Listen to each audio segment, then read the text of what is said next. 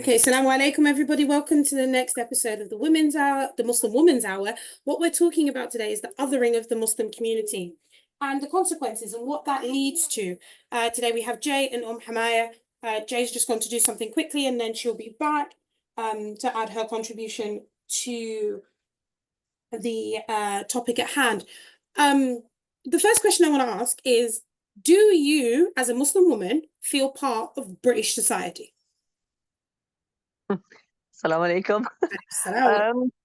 I don't know. I mean, to me personally, I think as a Muslim, I don't think we'll ever be part of British society, if I'm honest, because no matter how much an individual tries to integrate, they're still going to be considered an outsider. I mean, I visibly don't look like a, but I mean, obviously I wear niqab, so from the outset, visibly, I don't kind of, look very British, but to be honest, I grew up in a non-Muslim area, and even then it was the same thing. You're not British, you're the P word, and so you're not one of us. So yeah, no, I don't.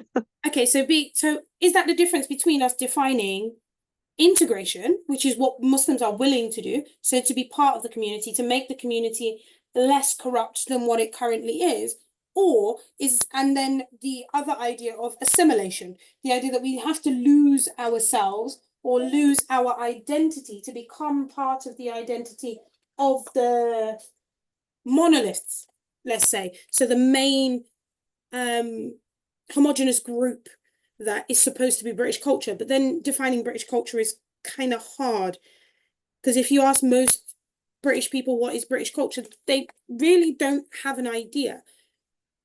So is it the difference between us be willing to integrate and then not being willing to leave our cultural stuff behind or our religious idea just to be quote unquote British without any other additional adjectives? Yeah, I mean, absolutely. I mean, I wouldn't, to be honest, for me, I don't feel the need to integrate, to be honest. As Muslims, I think there will always be this clash of Britishness, because what is Britishness? It's not defined. There's no, as you said, there's no definition of being British. My definition would be fish and chips, on a Friday. That would be my definition. But, for me, it's just like, no, there's no question of assimilating within the British culture, because I believe that it fundamentally goes against my religious belief. As a Muslim, I don't believe as Muslims that we can assimilate, I suppose, with British society as such, in the way that you've described it. Okay, so the reason why would you not? Because this is the problem, isn't it, with Muslims in general? Because if we speak about Muslims in a general banner, it can't actually be done, because you've got things like the Muslim Council of Britain, and you've got large proportion of the Muslim society that are British Muslims that do not adhere to anything that these people say. So we talk about intersectionality later, but it's the idea that because Muslims are quote unquote a minority, but one of the fastest growing minorities in the UK, Britain feels that they are somehow being, I don't know, taken over by quote unquote Muslims, because Muslims and Orthodox Jews have a hell of a amount of children. They have a lot of children. So is it that they're feeling that they're being outbirthed? Which means that eventually, say 30, 40 years down the line, they may no longer exist. Is that a genuine fear? Oh, I wouldn't put it past them, to be honest. I would not. But the thing is, I think a lot of it is media plays a part, because, as you said, we are in the minority, and I believe now we are around, I don't know, 6.57% of the entire country. It's still a very, very, very, very tiny amount in comparison to the bigger picture. But also, I think non-Muslim people are still having babies and etc. But it's just not reported. It's just not reported. I believe that obviously media plays a huge part of it. But you mentioned a very valid point right there when you said not only the Muslims but the Orthodox Jews have a whole number, quite a high number of children. Mm-hmm. So I think a really good question would be, why is it that Britain feels as though it's Muslims that are taking over? What about the Jews?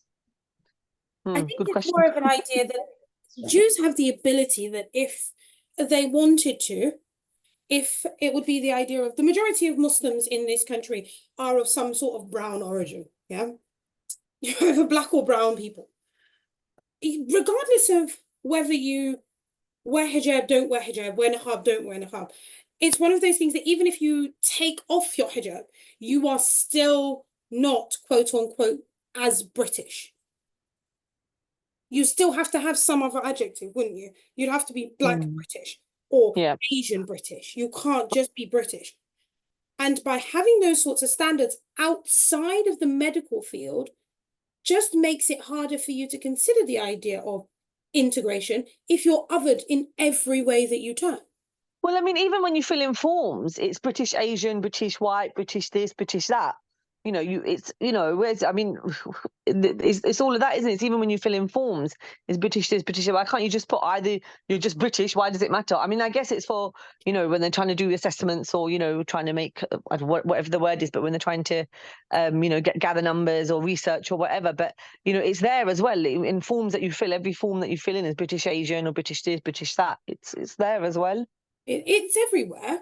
And it's the idea of not necessarily is it only, and I think you've got this idea of, okay, Islamophobia, the word, does not carry as much weight as the word anti-Semitism. Anti-Semitism, yeah.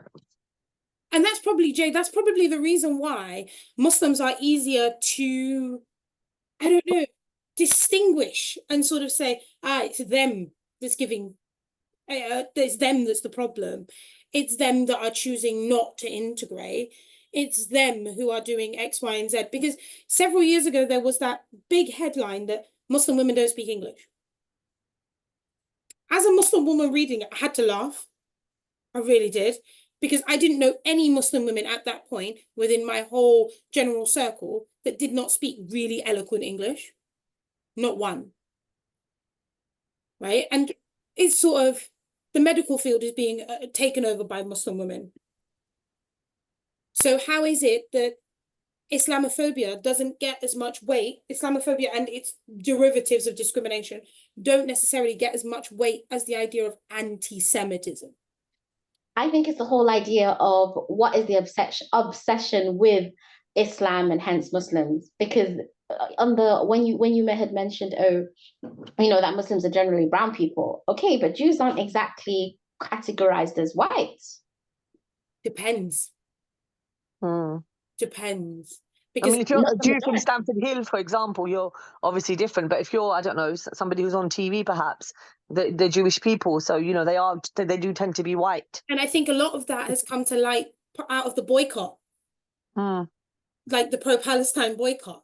Muslims have realized that a lot of the things that they are, quote unquote, doing is funding the demolition of their own people. And it's been the idea that I like speaking to my parents and our friends and people that I've known for years, Muslims and non-Muslims, but all of what we would call ethnic minorities. Okay, having spoken to them, I don't think as children we ever shopped in places like Next and H&M. We never did. No, I think for us it was too expensive. I don't think it was Primark. an expense thing. I don't even think Primark wasn't really on the radar until I was like 11, 12, so like 20, 25 years ago. And Primark is very much British. But it's the idea that we didn't shop at those places because you had the random uncle who was selling jogging bottoms. Yeah. And I remember do you remember the whole really pretty dress, but jogging bottoms underneath movement? Absolutely. I was one of them. That was so embarrassing. But one of those things where you had, and you sort of still have it with the Muslim Somali community. They don't necessarily shop outside of their community. No, it's a good point. Yeah. So back then you had the idea that the pound circulated within the Muslim community. And now that we've become so individualized, we're looking at, I want to upstage my neighbor, so I'm going to buy all of my children's clothes and, I don't know, H&M or Next or Marks and Spencer's, because I feel that that's what's best for them. Whereas for us, generations after generation, it was best for us to shop where someone understood you.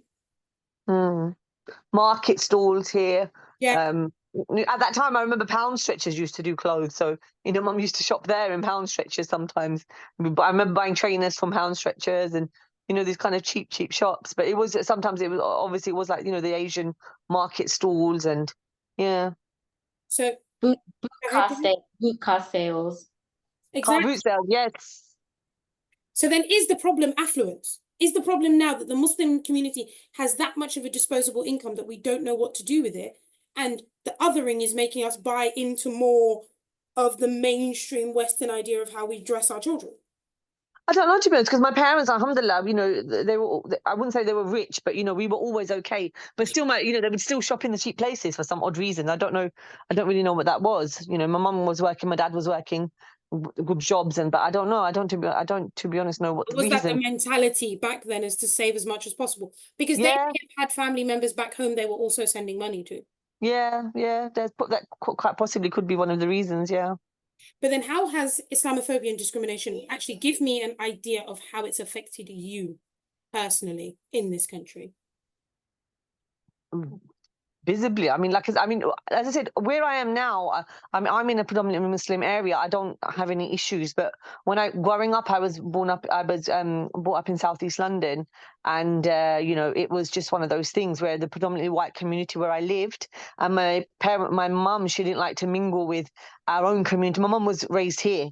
So she was kind of raised, don't want to say raised as a non-Muslim, but amongst non-Muslims.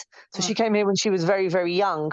So she was raised amongst non-Muslims. So she kind of ended up, she was kind of like the hippie era, the Elvis Presley and, all that kind of era. She was Beatles and all that kind of, so she, but my mum, although we lived in a, where we were, there were Pakistanis there, specifically Muslims, but it's not, my mum didn't like to mingle with them.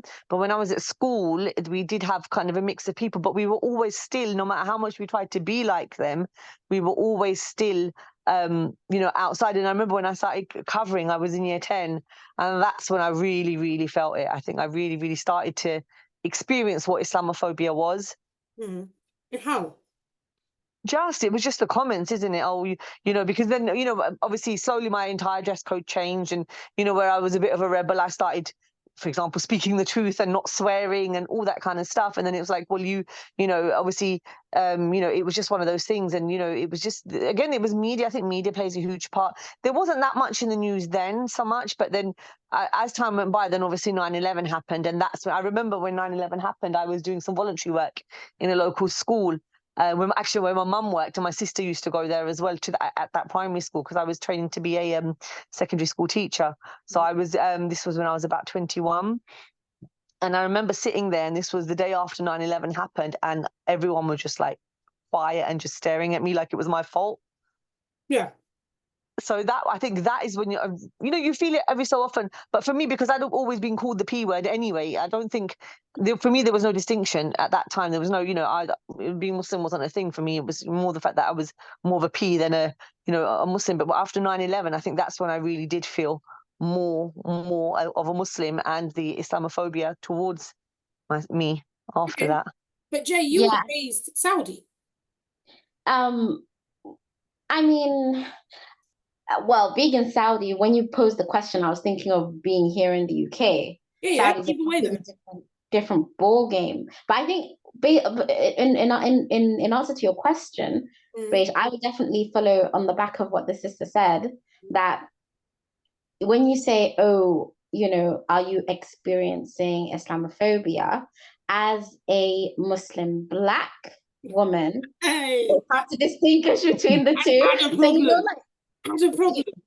That's the problem. You've added a problem. You've added a problem. You betrayed your own kind of thing, isn't it? You betrayed your own. No, because she's not. Okay, so Jay's not a revert. Yeah. Okay. She's born into a Muslim household, so she doesn't have the double-edged sword that I have, for instance. So you betrayed your community. You have become one of them. No, but she doesn't get that bit, right? Even though our islands are so close together, she doesn't get that bit because she was not personally. I've only seen that within my family. So because my family is the only part, there They're the only people that actually embraced Islam in my family. So I've seen it with my family. So my family will look at my mum like, like, how dare you have embraced Islam? How could you have foregone Christianity? Like wearing your loyalty sort of thing. So I've seen it. So I haven't been able to experience it from your side, Rach. Yeah, Trust me, that's you true. don't I've want only to. seen You it. don't want to experience it.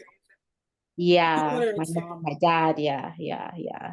I think I experienced and my experience of Islamophobia has been really interesting. Mm. Part of it has been like family, um, just like really ignorant comments where you sort of go, I'm a big proponent of my face says a lot more than my mouth actually does. So I look at people really weirdly, but I just brush it off in that sort of way. But the best insult I've ever had was being called a chocolate packy by about an 8-year-old kid. The children have arrived. God. Hi, children. Salaamu alaikum. So Wait. what we get is the idea of that was the first time I'd ever really experienced Islamophobia was when I started wearing hijab. But did you feel it? Did you get the comments of being black or Jewish? Which one? Which one would have No, been? I think I got more of the comments always. It was always blackness. Blackness was always the issue. And it wasn't necessarily within the community that I grew up in. I've also got to deal with the sectarian idea of police. Mm. Because it's the idea of, is it an internal mental conflict that you're dealing with? Or is it more of a sense that you're dealing with, I've watched my brothers, like my brother got stopped by police every day. Every day. And that's East London. You just get stopped, searched for no reason. Yeah. But my experience with Islam and Islamophobia didn't really happen until we moved up north because I hadn't been really a practicing Muslim down south. Mm. So we moved into a horrendously racist area. We were not told what the area was like when the houses were made available. We had fireworks through the letterbox, Oh God, yeah, I experienced that as well. Yeah. which burnt my brand new coat that I just paid for. Wow. People tried to steal trampolines out of the back garden. Mm. Car tires were slashed. Windows were broken. And it was like no one had ever actually spoken to us, but felt the need to make us feel uncomfortable with being there. And that's because you're black and not because you're Muslim, right? That was because we were black, because I never really wore, well, after I embraced Islam, hijab came later for me.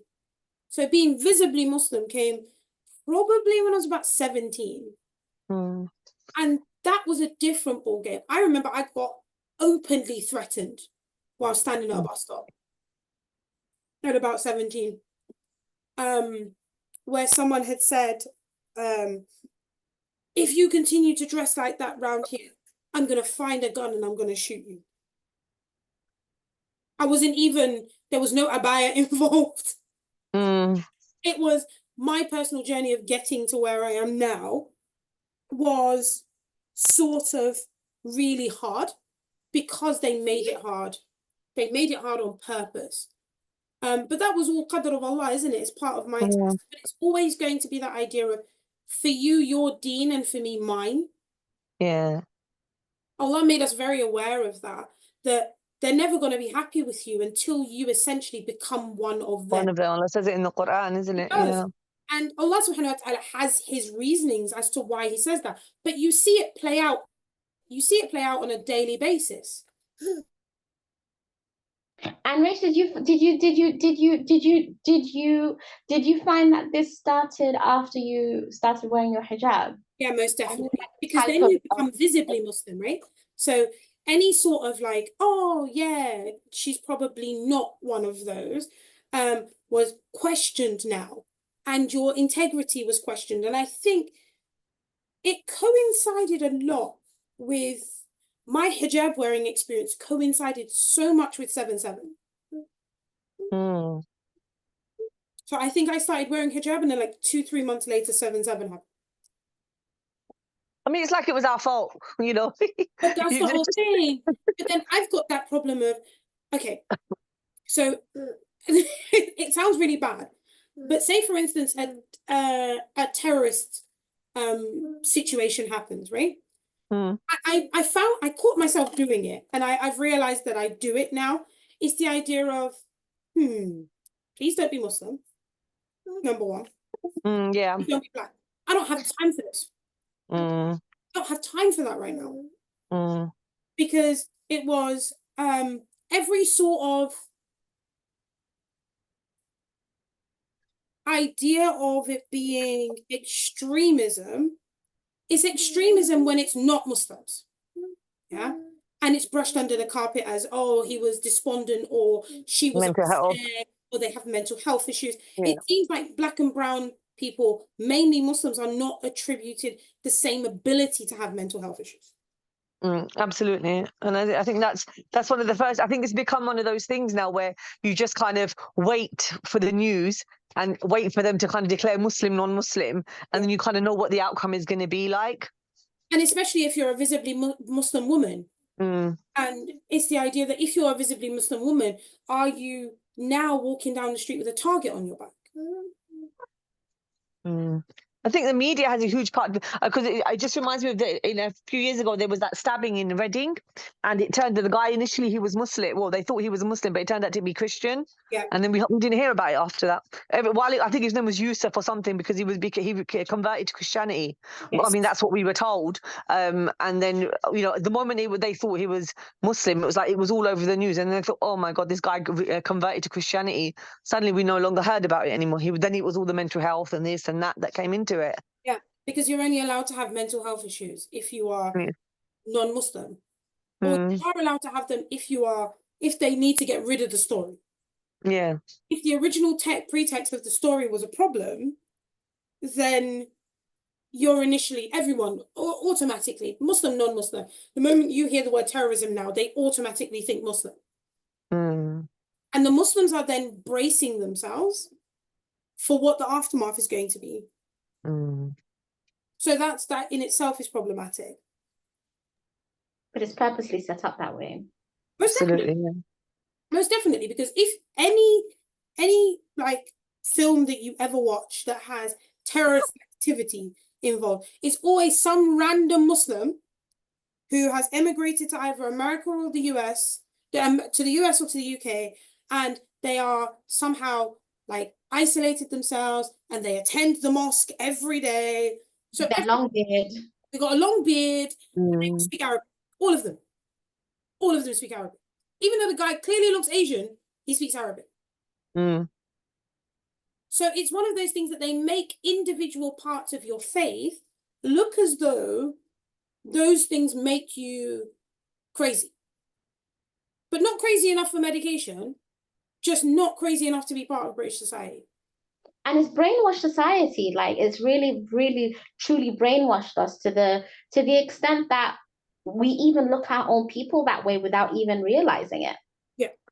And it is worldwide. I had a Moroccan sister who's come from Morocco, and she was saying how in Morocco they aren't that, when it comes to actually practicing the deen, they're not really that practicing when it comes to like wearing hijab and all of that.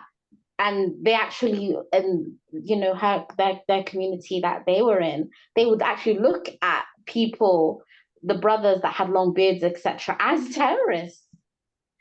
And that's the whole idea of, isn't that the whole idea of globalization? Is that everyone's watching American films. So everyone's being brainwashed to think in exactly the same way. Universal media, yeah. Yeah, it's universal media, but it's the idea of, I've always noticed that Muslims have bulletproof passports. Bulletproof, bomb-proof, any sort of like natural disaster proof, because whenever there's a terrorist attack, they automatically find his or her passport in the wreckage. Right? It's true. It's true. The moment you have like some sort of Muslim identity, you are no longer British enough. But then that's the problem. Looking at things like the young girls that came from East London who, out of othering, ended up going and joining ISIS. Yeah. now she's not allowed to come back because they can strip us of our Britishness, even though we were born here. And by stripping her of her Britishness, I think that was a clear understanding that no Muslim in this country, once your parents were born somewhere else or have connections somewhere else, are safe. I mean, I think, I'm aware of other more cases that it happens, and it's just not a lot of it. Obviously, Shamima Begum was she was, it was it's a renowned case, but there are numerous cases. If you do your reading, there are, I wouldn't say it's common, but it's happening more and more. Yeah. And there was a video I was watching on Instagram a couple of days ago, and the guy was interviewed. He was a pro-Palestinian guy, and he goes, "Well, the question, I don't know if anybody saw that one, but the question was being asked: should the British people who go and fight the IDF, with the IDF, should they be allowed back?" And then the guy was a mixed race guy. And he goes, why should they be allowed back? Shamima Begum did nothing. As far as we know, she did nothing. And she was stripped of her citizenship. But it's because she's brown, isn't it? It's because she's brown that this happened to her. These guys, because they're white, they'll be allowed back. They killed perhaps how many thousands of babies, yet they'll be allowed back. So, when, as Muslims, we were talking about terrorism, extremism, and they always kind of put us, out. No one really listens to the reasons why people carry out. Because often, not to justify any attack, but often there are reasons behind it. People try to quote the reasons, but people, it's just, when you have that kind of double standards where it's a kind of one rule for us and one rule for them kind of issue, isn't it? So when you have that kind of issue, and that's become it's not like nobody needs to say it. It's just by example that they said that someone like Shamima Begum has been completely stripped of everything, being born and bred here, but the white person perhaps who fought with the IDF, killing thousands and thousands of people, is going to be allowed back. So how does that work? It's a blatant message to all of us. Blatant. It is. Because even if so. Jay and I have another layer of this, because the Windrush scandal. Magically, I was caught up in that scandal. But I hadn't realized I was caught up in that scandal. It's the idea that my mum wasn't born here. When she came here, she came as a national from her own country, right? My dad, his island that he was born on is still quote unquote British, right? They don't recognize your marriage when you come from back home. So if they don't recognize your marriage, you are only legitimized under your mother's name, right? And then when my mum's island became independent, she was no longer awarded British nationality. She then had to go through a long rigmarole in order to obtain it. They lost her passport at the Home Office.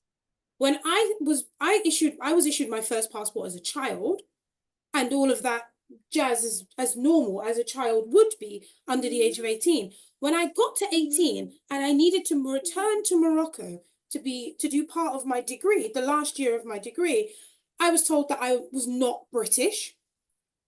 Wow. Despite being born in an East London hospital, I was not British.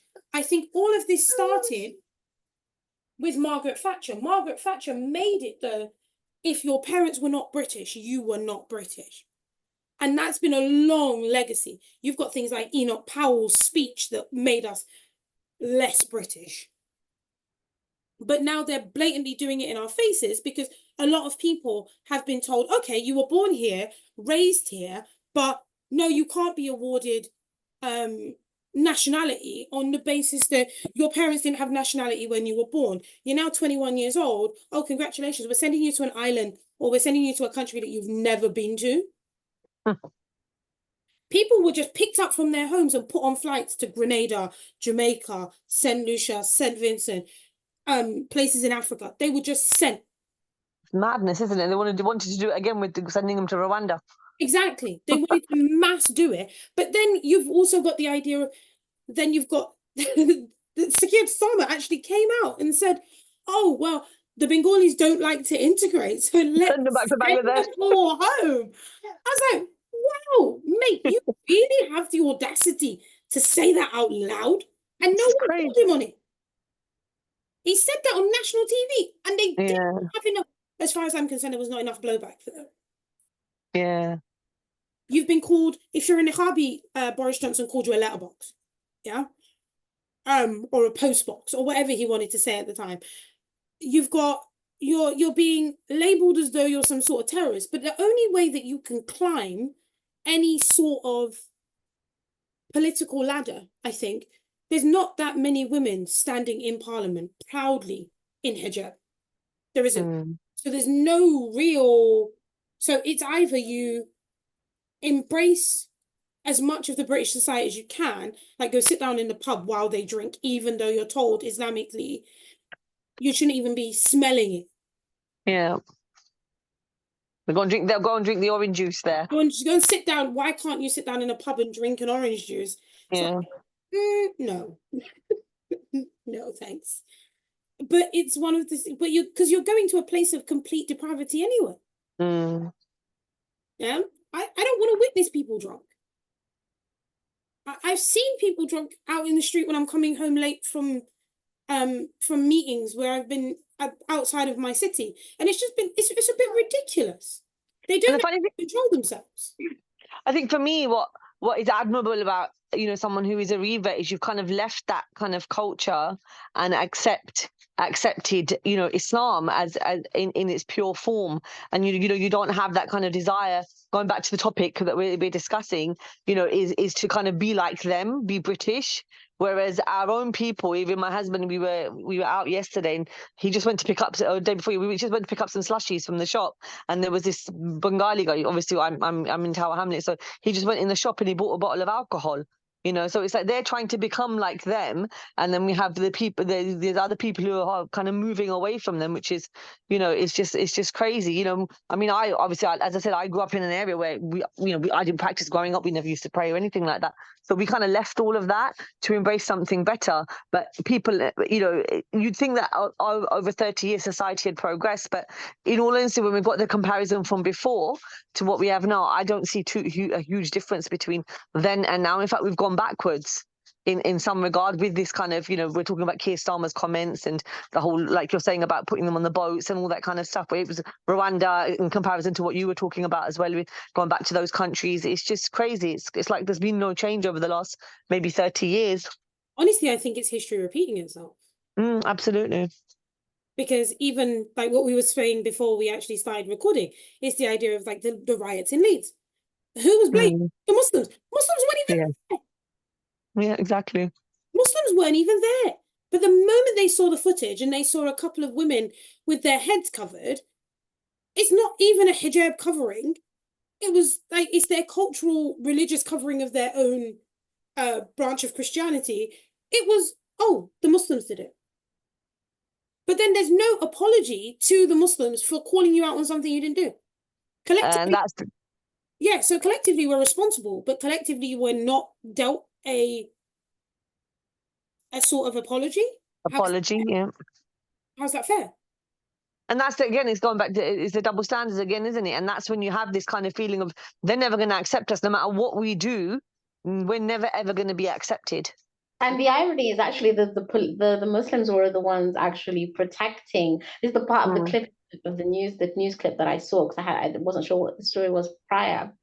And the Muslims were actually protecting the police.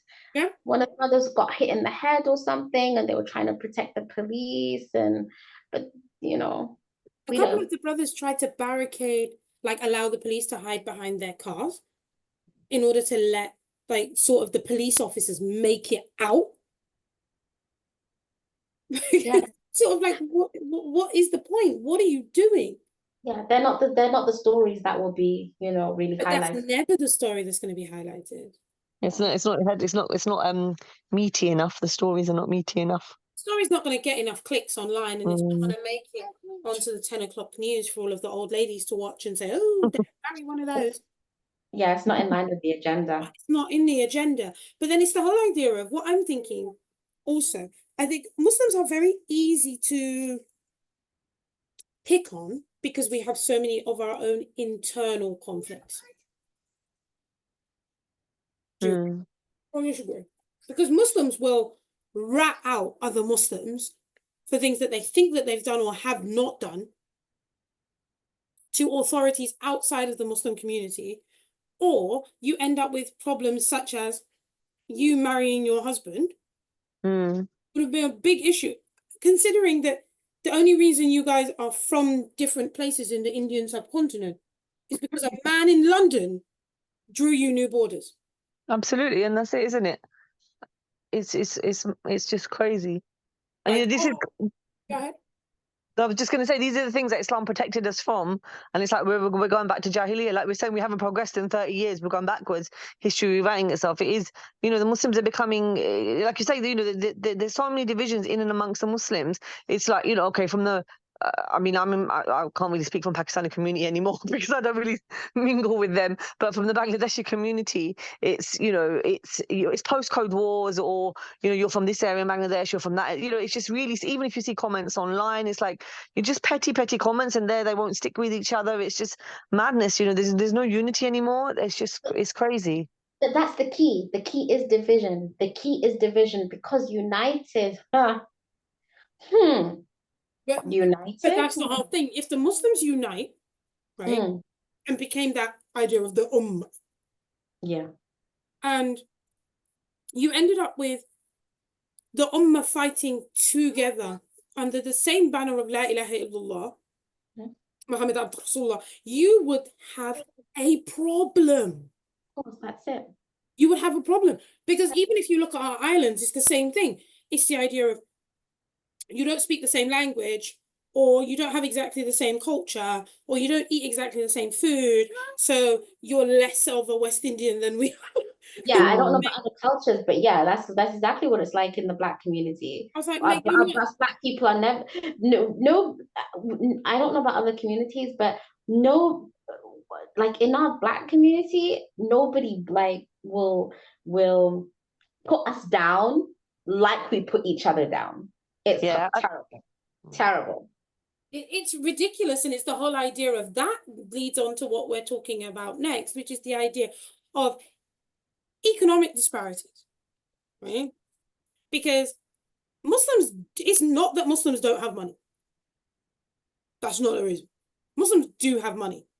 We're just using it wrong. Absolutely. We're using it very wrong. Yeah. Because I think our parents had a different mindset. They were taking care of people back home. We're not.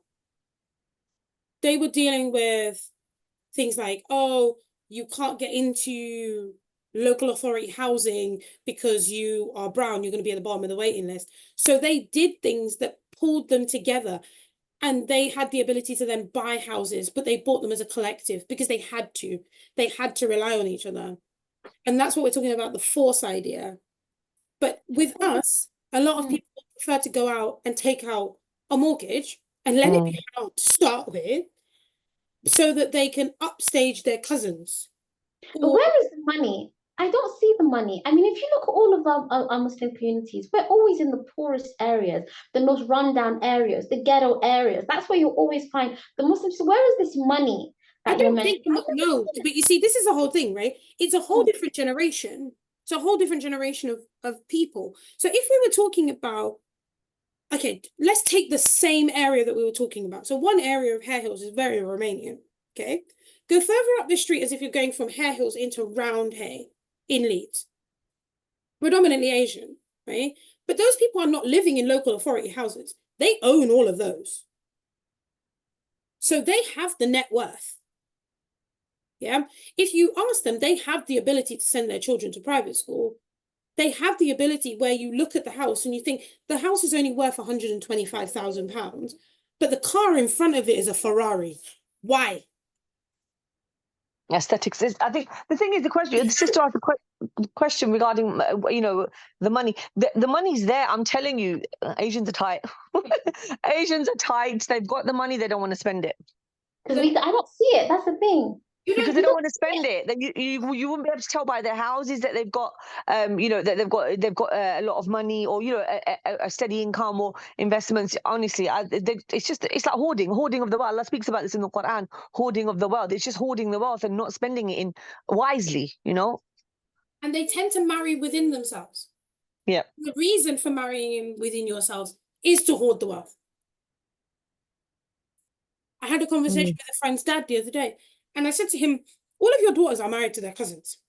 Keep it in the family. Keep it in the family. He was like, I said to him, why is that? And he's like, because all of us share like one particular family trait or a particular set of grandparents. So all of the businesses come from one particular family. If our daughters marry out and we die, they inherit, and that money is going to another community. So we choose for them not to marry outside so that we can keep the money within us. That's an interesting take on that. I've not heard that from anyone. For us, it's just you keep it in the family because that's what we've always done. So It's therefore, what you've always done, because if you think about it, economically, to keep it in the family, you've got to keep it in. If you want to keep the wealth, you've got to keep it in the family, because you've got to think about the vested interests of those people. If your son or your daughter goes ahead, well, let's say your son, for instance, your son runs the shop, yeah? Because Muslims had this idea of entrepreneurship, always been entrepreneurship, because there was no way you could practice your deen without entrepreneurship. No employer was going to let you off to go to Jummah every Friday, allow you to close your shop or their shop, allow you to go off for Eid, allow you to go off and take the last 10 days of Ramadan. All of the people that really, really wanted to practice their faith went down the road of entrepreneurship. So if your son decides now that he's going to marry, I don't know, outside of the Asian community, he's got a legacy of taking care of his parents, his grandparents, his aunts, his uncles, whatever. But now he's taking care of a family which is not related. So the money has to leave. Yeah, it's a good point, actually. I never really thought about it like that, to be honest. For me, it was just a thing that everyone's always done, generations after generation. Because, Asians are big on, like, we've always done this, and what other people will say if you marry outside. Yeah. So if you marry outside, it's community-based, number one, but then they always have the habit of keeping the money within inside of the community. Because Muslims tend to, like, when it comes to things like even supermarket shopping, a lot of my Asian friends never shopped in supermarkets as children. Their parents always shopped at cash and carries. Always. No, we were one of them. We were Asda was our local. So you had money, but Yeah. the money was never going outside of the community. No, it really wasn't. It wasn't leaving, unless you lived outside of the community, your money was not going outside of the community. Yeah. And we're always they look at this idea of the impoverished Muslims or the Muslims who have no money. But I guarantee you a masjid needs to be built. I guarantee you they'll find the money.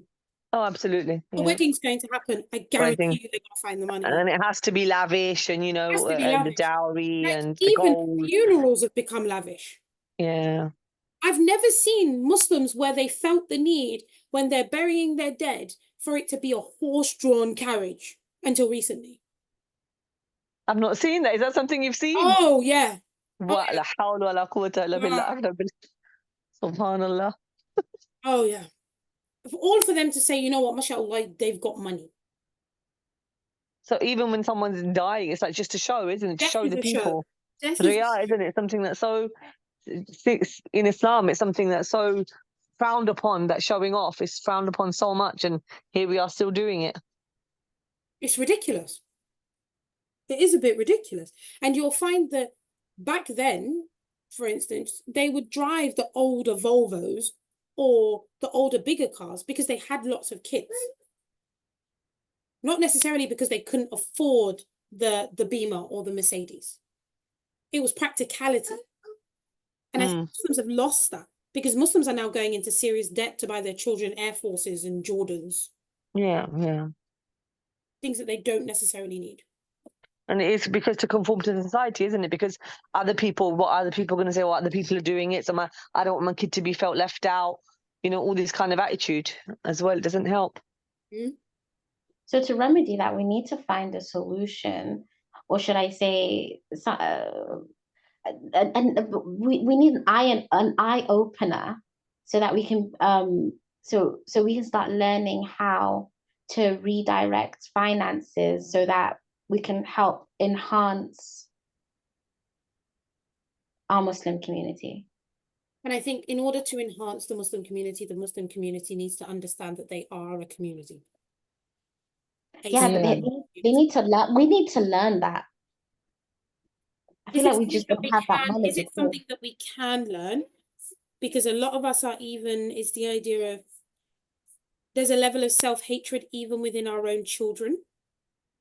Yeah, that's what I mean by when you say can we learn it, and maybe by learning it, it will help us unlearn the rubbish that we've learned. Possibly. But then all of that comes back to learning deen, doesn't it? And to find something, we still have that issue of a lot of imams being non-English speaking and a generation of kids growing up who speak English. So you've got a generation of children, say for instance, our children and younger, who are going to have a problem with being othered twice. Because they're going to be othered from the British society, you're too Muslim, because they come from practicing households, and then othered within their own masajid if their imam does not speak directly to them. It's a huge crisis, isn't it? It's a crisis. Because for a lot of Londoners, it was Hizb ut-Tahrir, wasn't it? They were pushed into that sort of othering because the imam at their local mosque didn't speak English. Hizb ut-Tahrir was political, saying we can change this.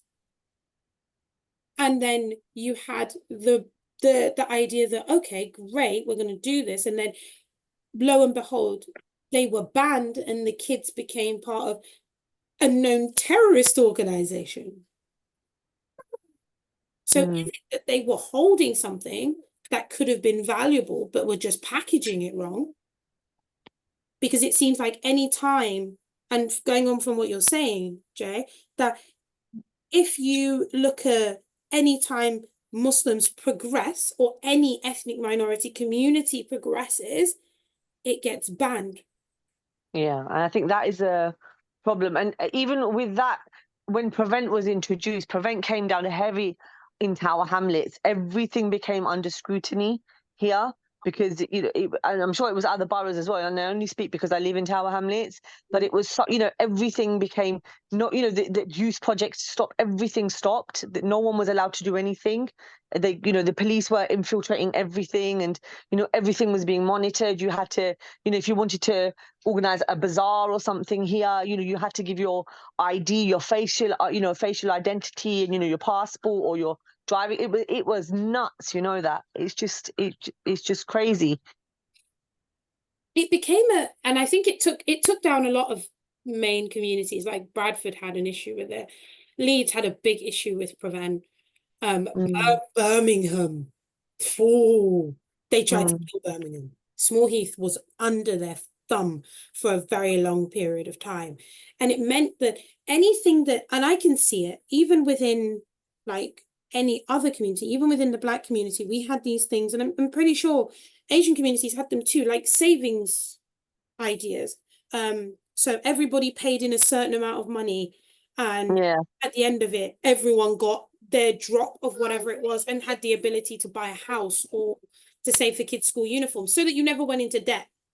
Yeah, because every ethnic minority was avoiding debt like the plague before it was glamorized, and then our generation sort of went, yeah, why not? Credit card. Yeah, we're all in debt now. Everybody's in debt.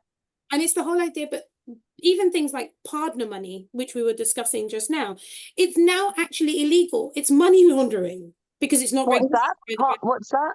Okay, so a partner is what we were talking about. So say, for instance, if I had £2,500 surplus a month and you had the same amount and Jay had the same amount, and then we had like 12 other people, well, probably 9 other people with the same amount, everyone would put their money together and that person would use the money to buy a home. Right, okay. We anyway, we have that as well in our community as well, yeah. I think you guys call them committees, right? Well, we pronounce it committee, but it is it's actually committee money. But it's committee. My mum used to say committee money. But yeah, it's that's the way she said committee. But it's actually, when I'm like, what is this? She's like, because my mum spoke good English. She was like, no, it's actually committee money, but we call it committee. Though. Right, for That us, is, it's partner money. it's All partner. right, okay. My dad, like, yeah, I used to always go with my dad. He'd be like, "Come on, we'll go pay the partner." We're You going know, to be go like, pay the partner money. "Yeah, And that's then they it. always Yeah, we have got to go pay the random partner money." stories. That Yeah, is outlawed. It's been outlawed. It's money laundering. Really? It's that's money crazy. laundering. Why You is it money laundering though? Oh, because number one, they're not benefiting from it. there's no riba on it, basically. Yeah, the government's not benefiting. They can't regulate it, and it creates too much prosperity and too much trust because you have to trust the person who's running the thing in order for them to be able to pay out everybody individually.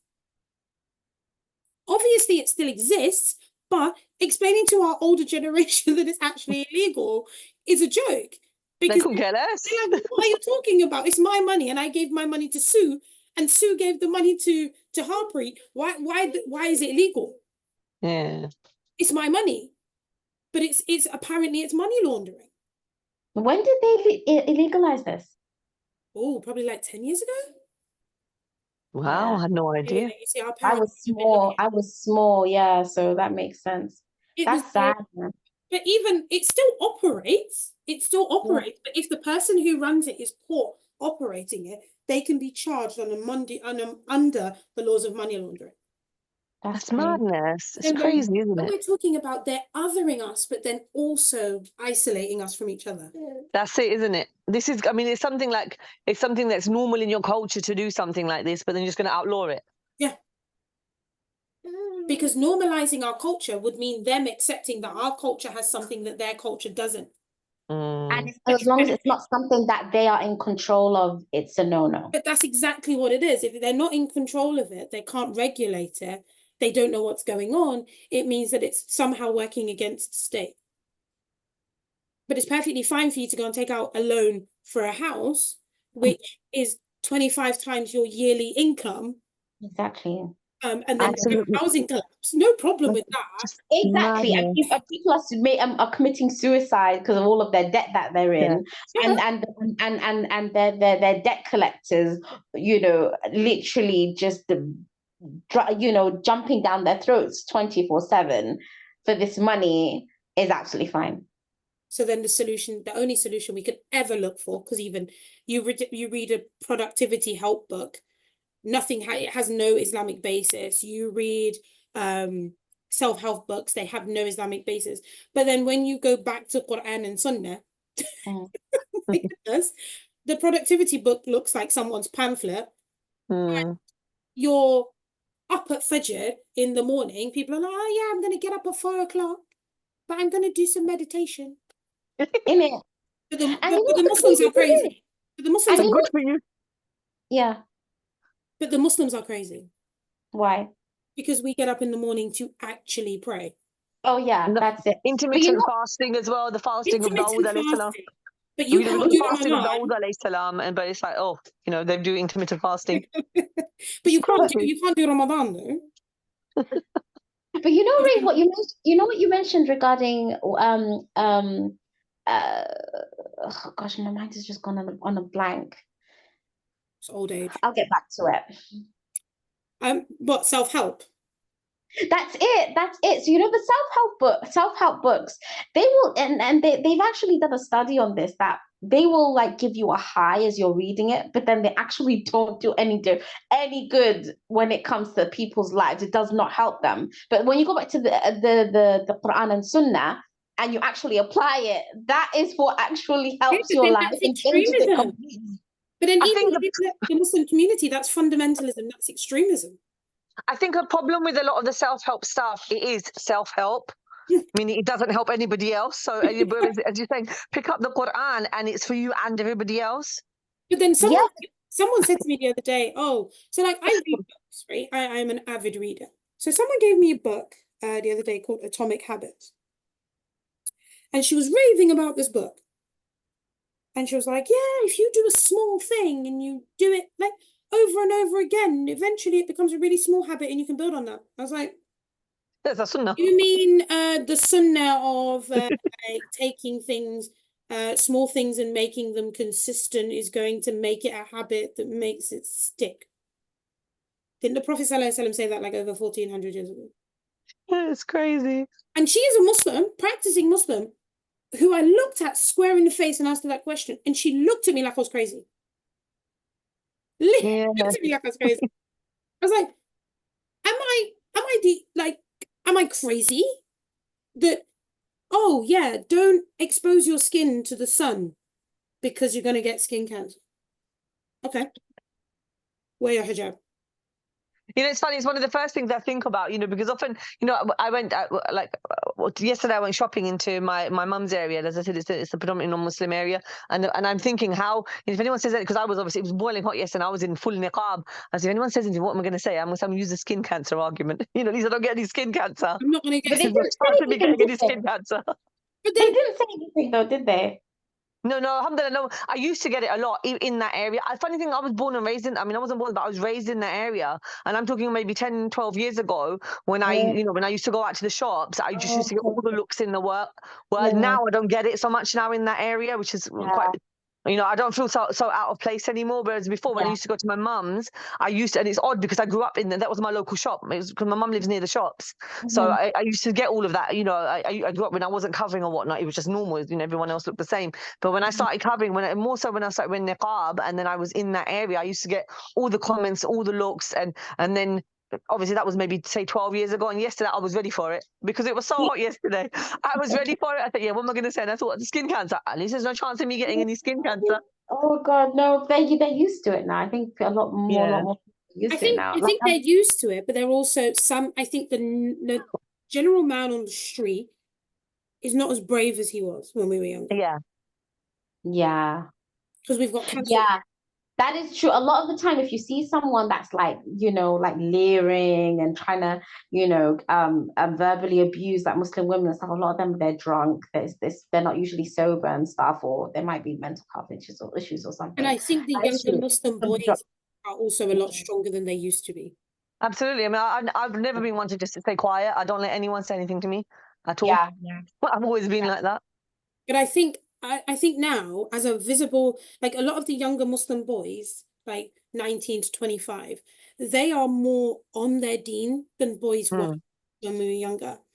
So they sort of do things around the idea that one of my kids was kicking off in the supermarket, just as kids do. And one a Muslim boy, I saw him, must have been about 20, 21.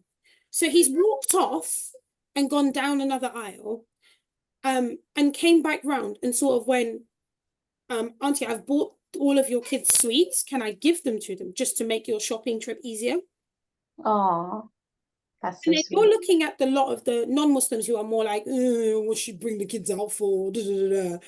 And whereas he's done what he's supposed to do. Yeah. And he's become a man of caliber. Someone that you would gladly give your daughter to. Yeah.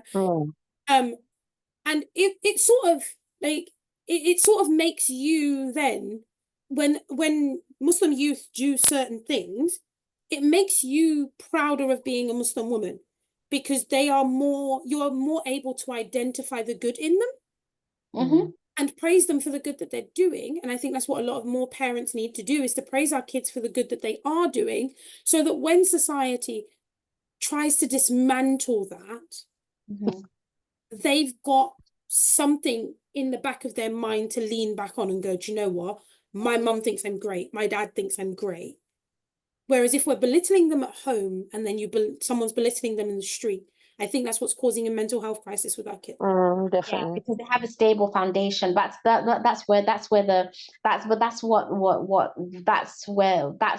main point, isn't it? Where their stable foundation is being broken down, so that they don't have that stable foundation, so they don't have their 2 feet to stand on. And I think a lot of that stable foundation is being disrupted if we keep sending our children to nurseries at 2. So, Oh yeah, definitely. But you know what? Go on. No, go. No, I was just gonna say, but like a solution to all of these issues that we're talking about, just talking about it right now, bringing awareness. That's like the first step, isn't it? Bring awareness to. It's always, that's why I was so willing to have these conversations, Yeah, because it's one of those things that we need to bring things to the forefront and not make them as taboo as they used to be. Like, oh yeah, British society's racist, but just deal with it. I'm not willing to deal with your microaggressions No, to make no. you feel better about yourself.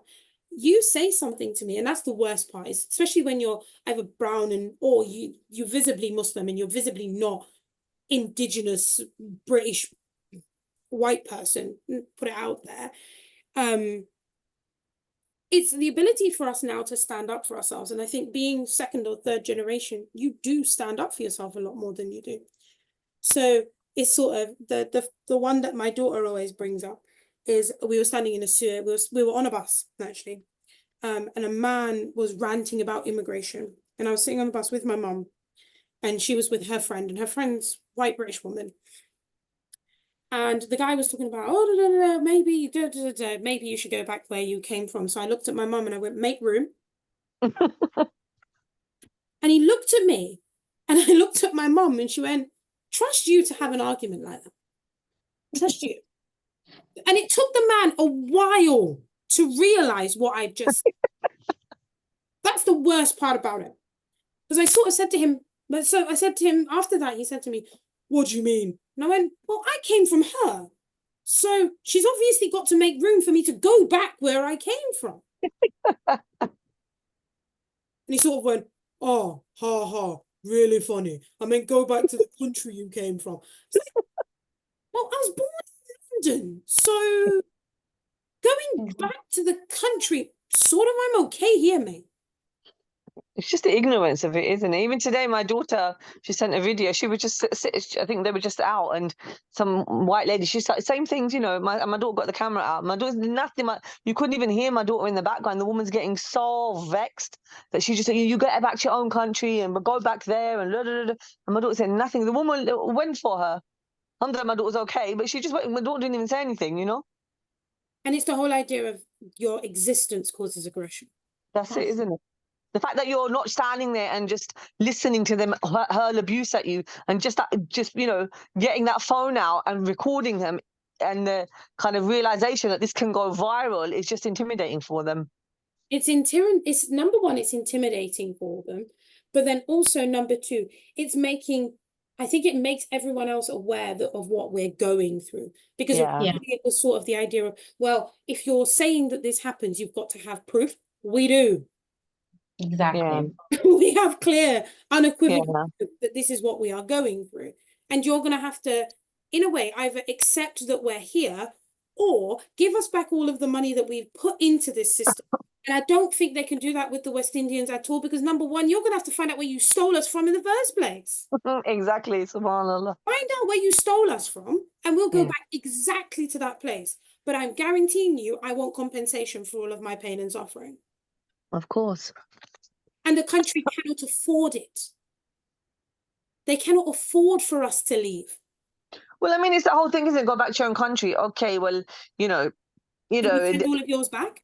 Yeah, you know, should we send everyone back? And, you know, and I'm just like, look, yeah, we're only here because you guys made us come. Our ancestors come here, you know. You invaded their countries.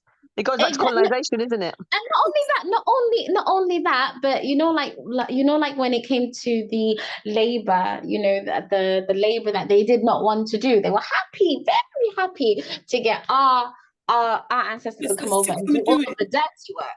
Okay, the jobs that they didn't want to do, it was absolutely fine for my grandma to be up in the factory working, you know, doing the whole conveyor belt factory work. It was all right doing the jobs that they don't want to do. But now that, you know, those jobs have become obsolete, oh no, now it's go back. It's funny you say that. I remember watching a documentary many years ago, and it was, I think it was on BBC. I don't know if anybody watched it. It was quite some time ago. And on there, they basically got a whole bunch of like white people to work in certain jobs. So it was there was a farm. It was actually a white guy. He owned a farm, an asparagus farm. Huh? Did you watch it? Do it. Yeah, Like, yeah, no, and then it was like there was potato farm, I think, and there was also another one, Indian, an Indian shop, and they hired a whole bunch of white people, white young youth and older ones, and none of them could turn up to work on time. And the guy who had the asparagus farm, he goes, he lost, it was so detrimental because the asparagus had to be pulled from like a particular way, and the Polish workers the foreign workers that he had would do it properly, but the white workers or the British born, whatever you want to call them, they would do it like there was a lot of wastage. And the one who worked in the Indian shop, the restaurant, he was out partying till 4 a.m. so he couldn't be bothered to come the next day. So and even the white owners, they were like, this is why we want foreigners to take the jobs, because they work hard, they work their backsides off. When people native to this land, these white whatevers you want to call them, they were lazy, they're detrimental to our work and to our job, our businesses. It is that, but it's the detrimental idea to the businesses. But then it's more of the idea that I think the Muslim community in general needs to create more jobs for ourselves. Yeah. Yeah, we Because do. you don't want your child, like, I'm very much into all of my children being entrepreneurs. And I push them down that route as far as it will take them. Because I don't particularly want at 17, 18, 19 for my children to be begging someone else for a job.